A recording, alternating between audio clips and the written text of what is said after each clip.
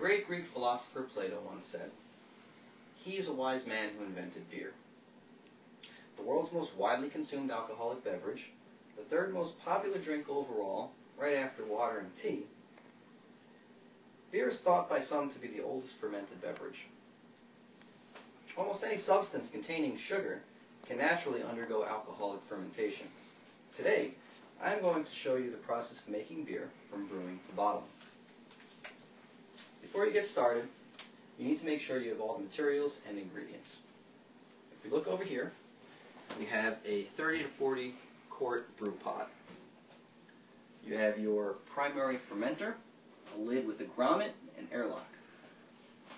You have your bottling bucket, a cleanser. To make 5 gallons of beer, you're going to fill about 48 to 50 normal 12-ounce bottles. A bottle capper, a hydrometer, which will give you the alcoholic content of your beverage. You have your thermometer. This is a bottler,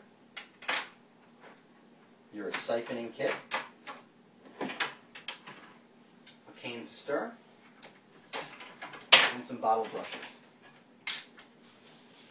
Look over here.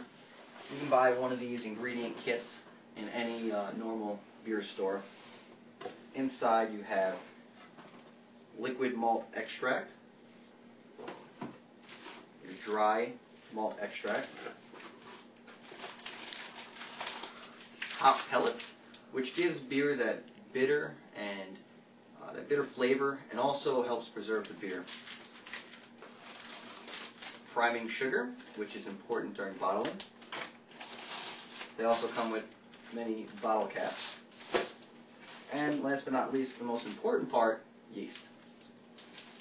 Yeast is actually an organism that, when introduced with sugar, the yeast will metabolize the sugar and give off the byproduct of alcohol and carbon dioxide. So once you have all these materials, you're ready to start brewing. You want to first fill your brew pot 1 to 1.5 gallons of water, and you want to bring it to a boil.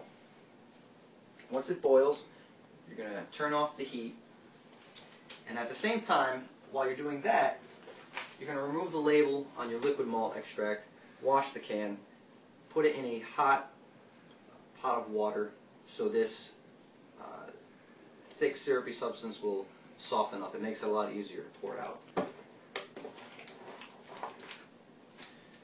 From there, when you turn off the heat, you're ready to pour the liquid and dry malt extract into the water. After you do that, you put the hops in and you give it a little bit of stir. You want to slowly stir, and the materials are all going to start to dissolve. When your mixture dissolves, you want to bring your heat back up to a boil.